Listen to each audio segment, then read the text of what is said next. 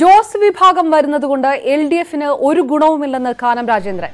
ജോസിന്റെ ജനസ്വാധീനം എന്താണെന്ന് പാലാ തെരഞ്ഞെടുപ്പിൽ തെളിഞ്ഞതാണ്. മുന്നണി വിപുലീകരണത്തിന് ഒരു ചർച്ചയും നടന്നിട്ടില്ലെന്നും മുൻ നിലപാട് മാറേണ്ട ഒരു സാഹചര്യവുമില്ലെന്നും കാനം പറഞ്ഞു. കേരള കോൺഗ്രസിന്റെ പിന്തുണ ഇല്ലാതെ തന്നെ ഇടതുമുന്നണിക്ക് ഭരണ തുടർച്ച കിട്ടുമെന്നും കാനം വ്യക്തമാക്കി. ഓരോരുത്തർ പറയുന്ന ആഗ്രഹങ്ങളാണ്.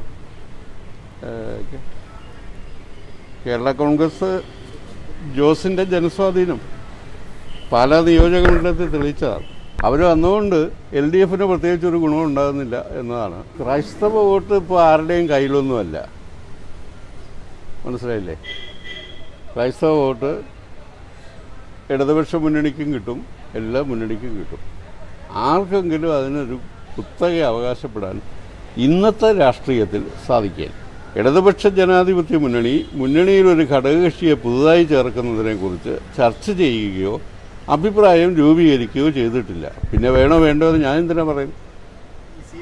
ഞങ്ങൾ പണ്ട് എടുത്ത നിലപാടിൽ നിന്ന് മാറേണ്ട ഒരു ഭൗതിക സാഹചര്യവും ഇല്ല എന്നാണ് ഞങ്ങളുടെ തുടർ ഭരണത്തിന്. ഇപ്പോൾ ഇവരുടെ സഹായം ഇല്ലാതെ തുടർ ഭരണം ഇവിടെ കേരളത്തിൽ കിട്ടും. കൂടുതൽ വിവരങ്ങളുമായി വി അരുൺ തിരുവനന്തപുരത്തും ചേർന്നു. അരുൺ, CPI കാലാകാലങ്ങളായി വിഷയത്തിൽ സ്വീകരിച്ചു വരുന്ന നിലപാട് കാനം രാജേന്ദ്രൻ ആവർത്തിക്കുന്നു.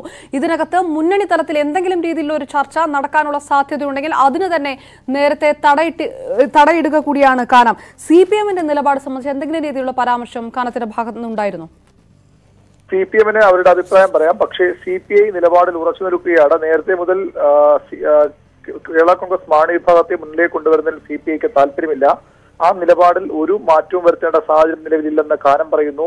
ജോസ് കെ മാണിയുടെ ജനസ്വാധീനം എന്താണെന്ന് പാലാ ഉപതെരഞ്ഞെടുപ്പിൽ കണ്ടതാണ്. അതുകൊണ്ട് തന്നെ ജോസ് കെ മാണി വരുന്നത് കൊണ്ട് ഇടതുമുന്നണിക്ക് ഒരു നേട്ടവും ഉണ്ടാവില്ലെന്ന് ആവർത്തിച്ചു പറയുകയാണ് കാനം രാജേന്ദ്രൻ. കടുത്ത എതിർപ്പ് തുടരുന്നു. സംസ്ഥാനത്ത് ഇടതുമുന്നണിക്ക് തുടർ ഭരണത്തിലുള്ള സാധ്യതയുണ്ട്. അത് ജോസ് കെ മാണി വന്നില്ലെങ്കിലും ഉണ്ടാകും.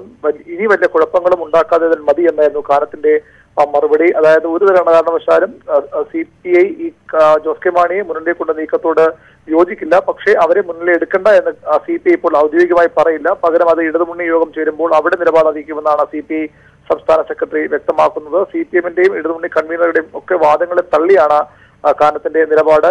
ഇന്ന് ദേശാഭിമാനി ലേഖനത്തിൽ CPM സംസ്ഥാന സെക്രട്ടറി കോടിയേരി ബാലകൃഷ്ണനാണ് നല്ല ജനസ്വാധീനമുള്ള പാർട്ടിയാണ് ജോസ് കെ മാണി വിഭാഗം എന്ന് പറഞ്ഞത്. അതിനുള്ള പരിഹാസമായിരുന്നു, മറുപടിയായിരുന്നു അവരുടെ ജനസ്വാധീനം പാലാ ഉപതെരഞ്ഞെടുപ്പിൽ കണ്ടത് എന്ന കാനത്തിന്റെ മറുപടി.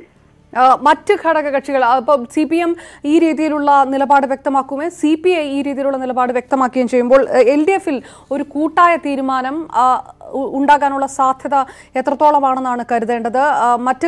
LDFലെ തന്നെ മറ്റ് ഘടക കക്ഷികൾ തങ്ങൾക്കൊപ്പം നിൽക്കുമെന്ന് പ്രതീക്ഷിക്കുന്നുണ്ടോ CPI? മറ്റു ഘടകകക്ഷിയിൽ ഏറ്റവും പ്രധാനം NCP ആണ്. കാരണം പാലയിലെ കേരള കോൺഗ്രസ് മാണിയുടെ ദീർഘകാലത്തെ കുത്തക തകർത്ത് കഴിഞ്ഞ ഉപതെരഞ്ഞെടുപ്പിൽ സീറ്റ് പിടിച്ചെടുക്കുകയായിരുന്നു മാണി സി കാപ്പനിലൂടെ NCP ഇടതുമുന്നണിയും. അതുകൊണ്ട് തന്നെ അവരുടെ നിലപാടിൽ പ്രധാനമാണ്.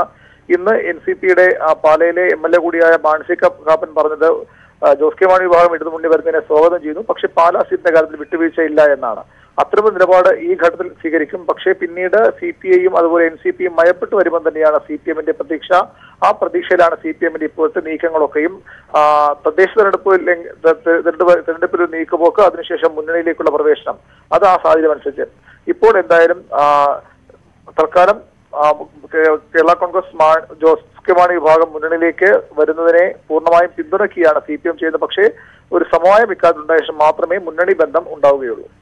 CPI പൂർണ്ണമായും ഇടഞ്ഞു തന്നെ ജോസ് പക്ഷം വരുന്നതുകൊണ്ട് LDFന് പ്രത്യേകിച്ച് യാതൊരു ഗുണവും ഉണ്ടാകുകയില്ല എന്ന് കാനം രാജേന്ദ്രൻ മാധ്യമങ്ങൾക്ക് മുന്നിൽ പ്രതികരിച്ചിരിക്കുന്നു. വിശദാംശങ്ങൾ വി അരുൺ നൽകിയത്.